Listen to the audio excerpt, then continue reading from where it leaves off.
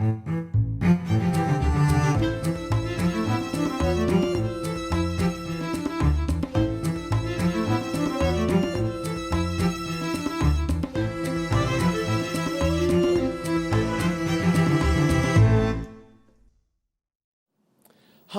I'm Micah Halpern. Thank you for joining me today as I do some thinking out loud. Our first segment is called Background Briefing. The first thing I've been thinking about is Israel arrested and interrogated a high-level Hamas terror leader. His name was Ibrahim Sha'ir. Now, the information that he gave will save Israeli lives. That information has now been cleared for release. According to Ibrahim Sha'ir, Hamas has built and rebuilt, dug and redug new and old tunnels from Gaza into Israel. Sha'ir gave the locations of the tunnels and directions to get inside.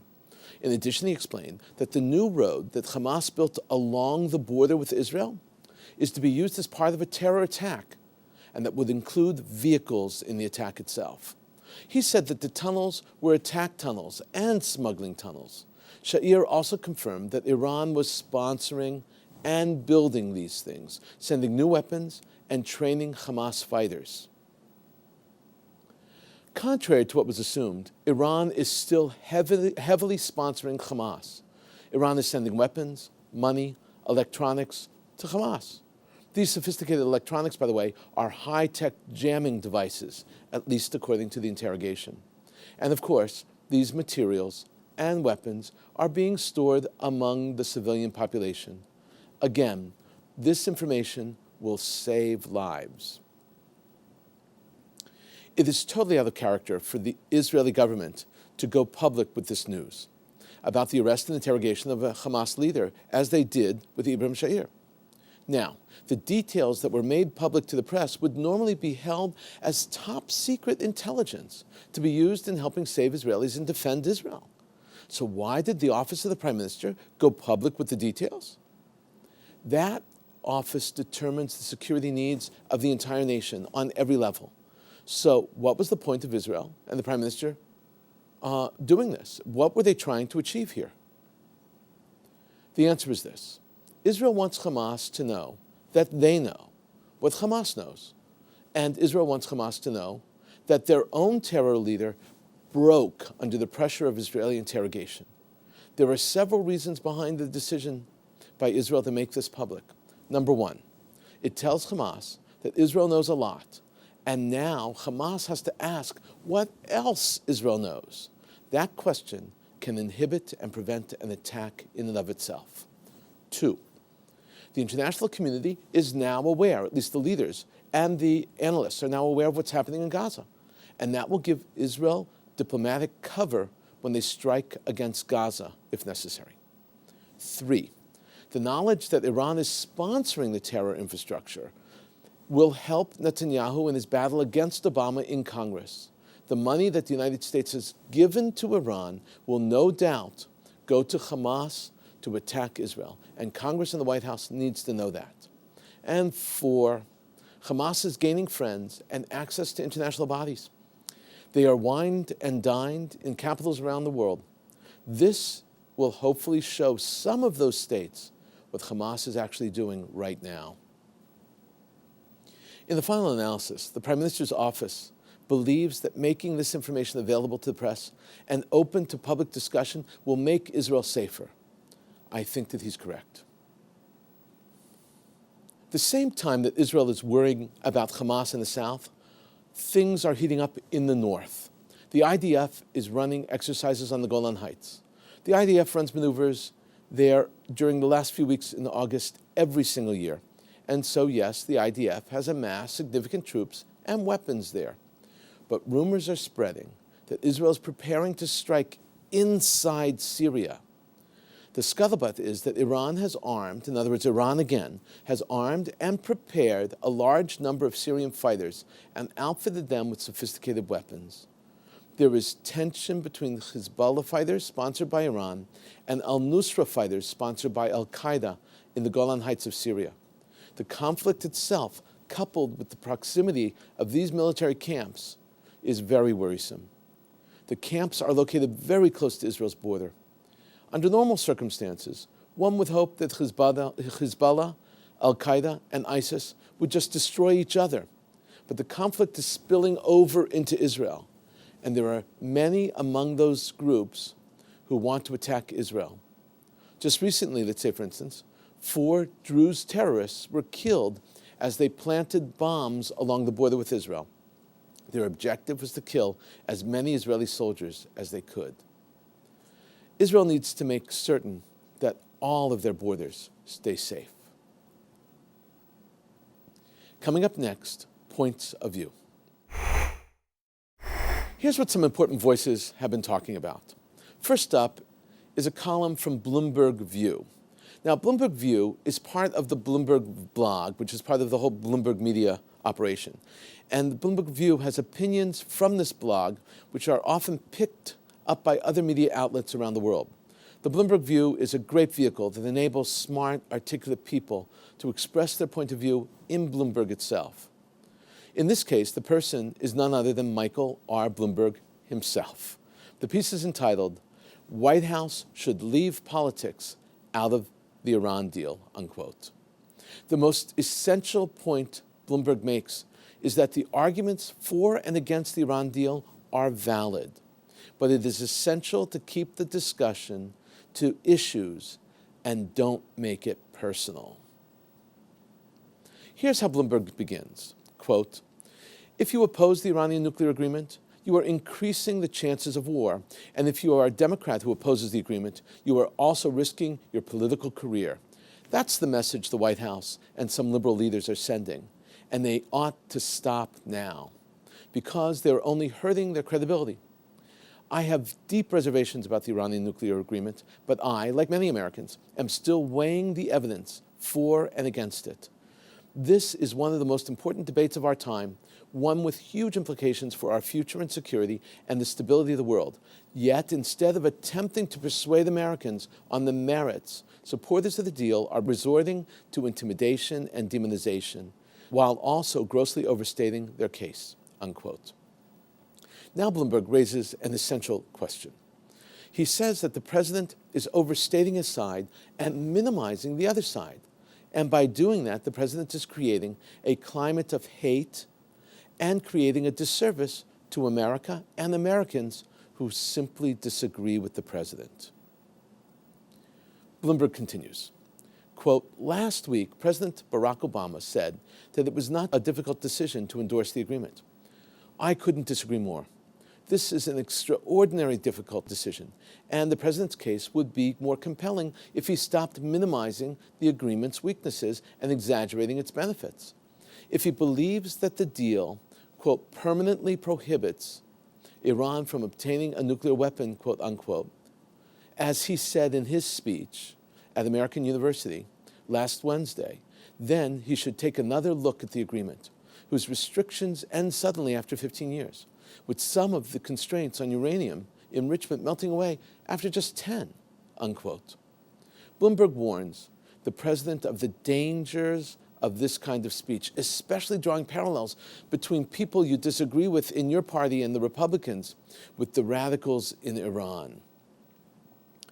Bloomberg writes, "It's those hardliners chanting 'Death to America' who have been most opposed to the deal. They're making common cause with the Republican caucus from a president who often complains about hyper-partisanship and whose stated aim is to elevate the discourse. The public deserves something better. Emblematic of all of this, and what has prompted me to write, was the treatment of Senator Chuck Schumer.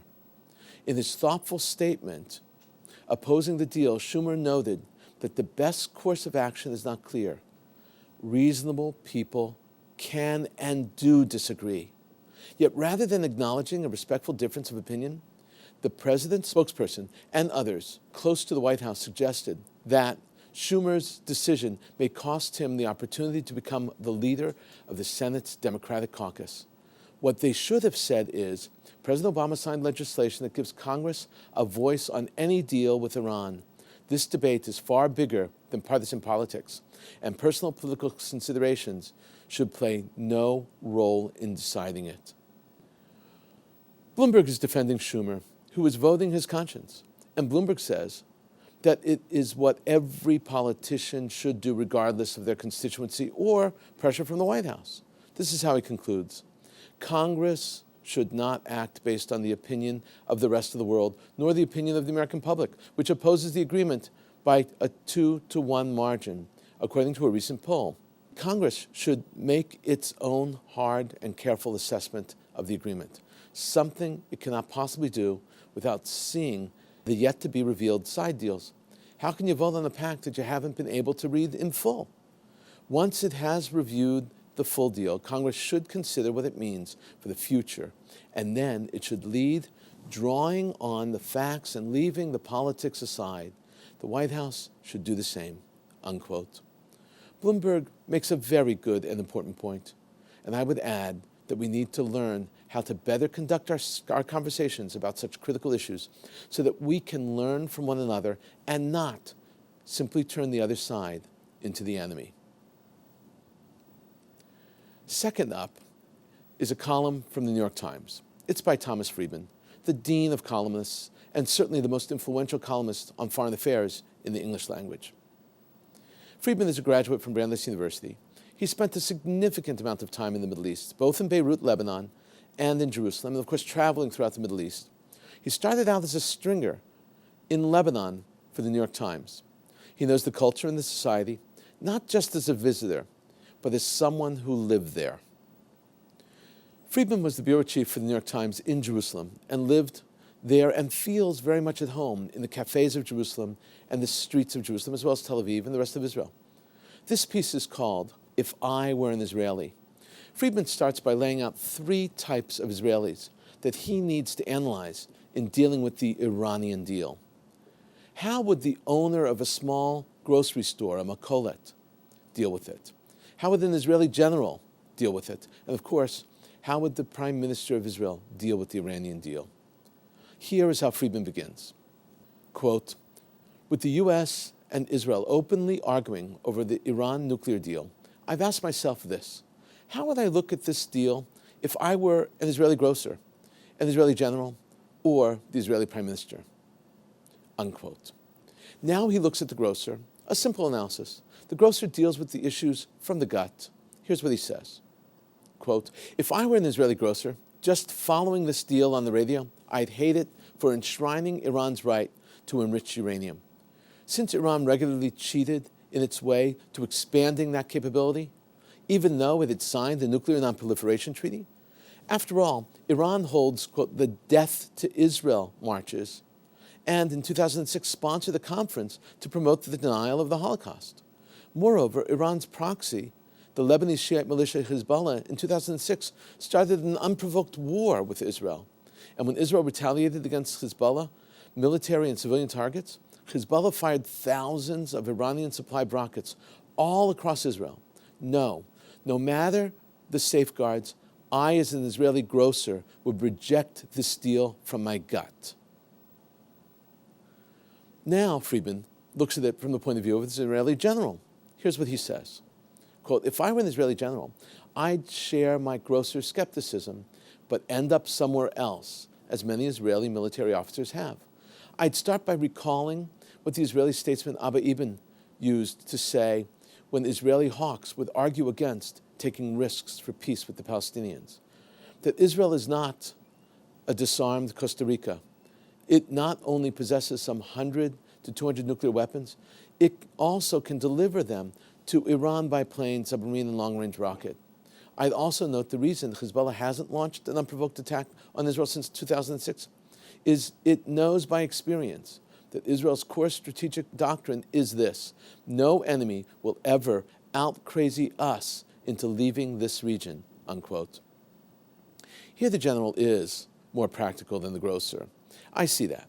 He shows that Israel needs to use brutal force in order to survive. Friedman continues here by saying, quote, Israel plays when it has to by what I've called Chama rules. War without mercy.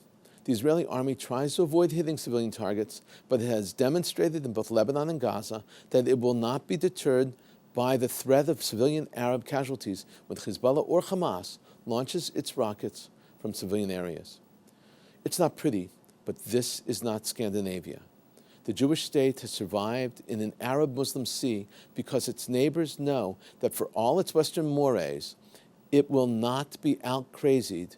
It will play by local rules. Iran, Hamas, and Hezbollah know this, which is why Israel's generals know they possess significant deterrence against an Iranian bomb, unquote. After this, Friedman looks at it from the point of view of the prime minister. Here's what he says, quote, "If I were Israel's prime minister, I'd start by admitting that my country faces two existential threats. One, external, is an Iranian bomb, and the other, internal, is the failure to separate from the West Bank Palestinians into two states, leaving only a one-state solution where Israel would end up governing so many Palestinians it could no longer be a Jewish democracy." He continues, "To deal with the Iran threat, I would not, as Israel's leader, be pressuring U.S. Jews to go against their own government to try to scuttle the deal, when I have no credible alternative." Here is where Friedman's argument is weakest, but it is still pretty powerful. Friedman asked, what is the alternative? And then he ends with this point, quote, "And then I put all my energies as Israel's leader into trying to securely disengage from the West Bank Palestinians to preserve Israel as a Jewish democracy. That, plus the Iran deal, plus enhanced U.S. deterrence, would make Israel more secure against both its existential threats. Unfortunately, Israel has a prime minister whose strategy is to reject the Iran deal without any credible plan B and to downplay the internal threat without any credible plan A." Coming up, commentary through cartoons where pictures tell the story. Today we have 3 cartoons. It has been difficult to find cartoons about foreign affairs. Some weeks are far more difficult than others. And as you can imagine, over the past few weeks, many of the cartoons have dealt with the Republican primaries or with Hillary. And it should come as no surprise that the vast majority of the cartoons have been about Donald Trump. He is just an easy person to draw about and lampoon. And that, of course, one must realize, is part, or better yet, an essential component of the task of cartoons and cartoonists. The first cartoon is by John Deering from Creators Syndicate. He writes for the Arkansas Democrat-Gazette. Actually, he made his way up from layout to editorial cartoon editor and is still there. This is very unusual. He lives in Little Rock with his wife, daughter, and 2 sons. But his cat Trixie and dog Susie are main characters in most of his cartoons. I scoured this cartoon and could not find a trace of the cat or the dog. Maybe you could find them. In this cartoon, which takes place in the White House, the president is speaking. The president says, "Thanks for listening to the merits of the Iranian nuclear deal, Senator." Hello? Senator Schumer? And we see a homemade rope of sheets and pillowcases to aid Schumer's escape out the window of the White House. In other words, Schumer bailed out on the president after not even really hearing the point of view of the president. This was a biting charge. Schumer was under a lot of pressure from both sides, and he took his time deciding. He certainly did not slip out the window. The next cartoon is by Dana Summer. Now, it was published in the Orlando Sentinel and is part of the Tribune Content Agency. I found this cartoon, by the way, in USA Today. Dana was born in Massachusetts. He's a graduate of the Art Institute of Boston and has drawn for several papers, including the Fayetteville Times and the Dayton Journal-Tribune, before landing in Orlando. This piece also makes fun of the Obama-Schumer issue regarding the Iranian deal. There are 2 frames, one next to the other. The first frame has Obama holding the Iran deal in his hand, saying, quote, "I'm not naive. I know there are people in this world you just can't trust," unquote. The next frame has Obama next to Schumer, and Obama is pointing at Schumer saying, "But enough about him," unquote. This is clearly articulating the sense of betrayal the White House feels from Schumer on this deal when he's decided not to support the president. The final cartoon is drawn by Adam Ziglis and is from Creators Syndicate. Adam's originally from Buffalo, and he draws for the Buffalo News. This is a remarkable hometown story. He had a 3-month internship at the paper in 2004, and then when it ended, he was offered and took a full-time position as a cartoonist there. The cartoon is entitled Russian-Style Debate. There are 2 lecterns. Putin is behind one lectern, and the second lectern is empty. But when you look carefully, Putin has 2 mics on his lectern, and there's actually, the other lectern is actually not a lectern at all. It's actually a coffin, and there's just 1 mic on it. On the stage next to the coffin are a few nails. In other words, the opposing candidate was just put into the coffin. In a moment, my own perspective and a few predictions. Kfar Mund is an Arab village in the Galilee. It is in Israel. All the residents of the village are Israeli citizens. They are not part of any revolt. They do not question their citizenship in Israel. But a little while ago, the town council of Kfar Mund decided to name the newly built main square after Gamal Abdel Nasser, the former dictator of Egypt. The proposal was put forth by the Hadash faction of the council, and the council approved it. Hadash is one of the Arab-backed political parties in Israel. There has been major blowback, but not the kind of blowback that one might expect. It's Muslim parties in Kfar Mund that are saying that Nasser arrested and murdered Islamic leaders. Nasser repressed religious political development, especially the Muslim Brotherhood, and they do not want to see his name glorified in their town in the main square. Hadash and the city council defended their proposal, saying that Nasser was an Arab hero, and the entire idea is unusual. But such is the case in democracy in Israel. You see, because Nasser was an enemy of Israel, but there's going to be a square named after him, a man who never made peace with Israel, and yet a town square will be named after him if this proposal continues. Yet again, if the decision is changed and they withdraw it, it will not be based on whether or not Nasser persecuted Israel, but rather because Nasser persecuted the Muslim Brotherhood, not because of an animus towards Israelis. Wow. Iranian Foreign Minister Mohammad Javad Zarif traveled to Moscow to meet Russian leaders. The visit was announced on TASS, which is an official media outlet of the Russians. Interestingly, the outlet quoted the Iranian embassy in Moscow as its source.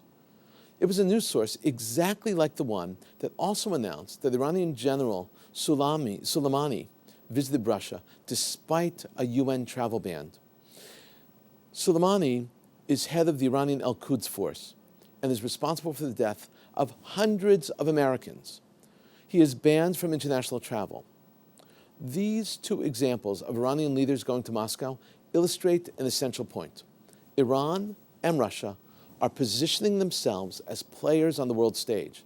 Sending Soleimani to Russia and having the Russians not only receive him, but also publicly announce the visit is an intentional move by both Iran and Russia aimed at flaunting international law and UN decisions. Remember, this was all done after the Iranian deal was announced. Sending Iranian Foreign Minister Zarif to Moscow shows us again that Russia and Iran are plotting and planning to conduct serious negotiations.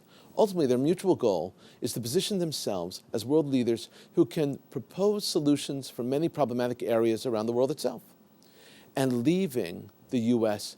out in the cold. That is a part of their objective. Back to Israel, and some good news. Last year, at this time, the FAA listed Israel as a dangerous location, and the United States carriers were not permitted to fly into Israel. Israeli tourism took a huge hit. July and August 2014 saw cancellation after cancellation. Conferences, tourists, groups, individuals, one after the other, They all canceled out of fear. The conflict between Gaza and Israel was very costly. Part of the cost was the downturn in the tourism market, and the decline impacted the greater Israeli economy. 1 year later, and this August, broke all tourism records because 2 million people entered Israel in August alone via Ben Gurion Airport.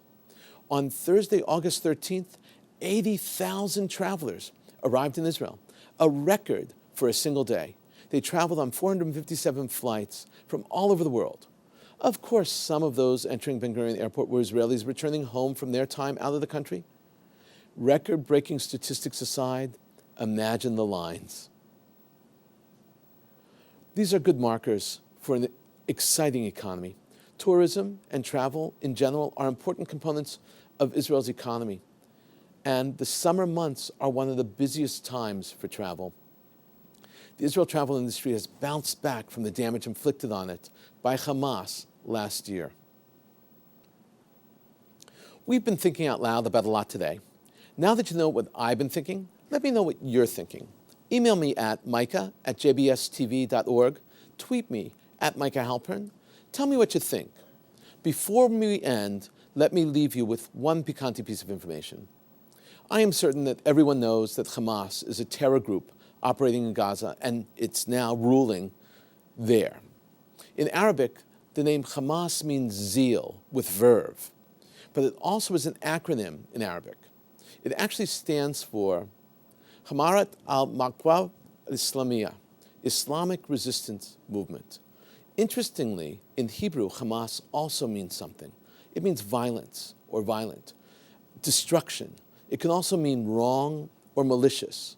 Hamas actually occurs 60 times in the Bible. Thank you for thinking out loud with me, Micah Halpern. Let's think out loud again next week on JBS.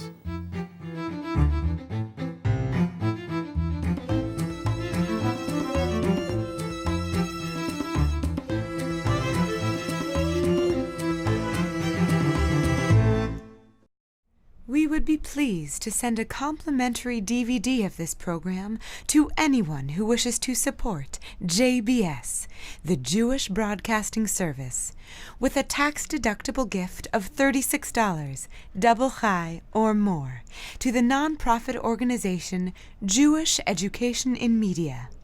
Simply visit the JBS homepage and click on the Donate button to make a donation by PayPal or your credit card. And please indicate the program for which you would like a DVD. Or you can send your tax-deductible check made out to Jem, Post Office Box 180, Riverdale Station, Bronx, New York 10471. And again, please remember to indicate which program you would like to receive with our compliments. And we thank you for your kind support.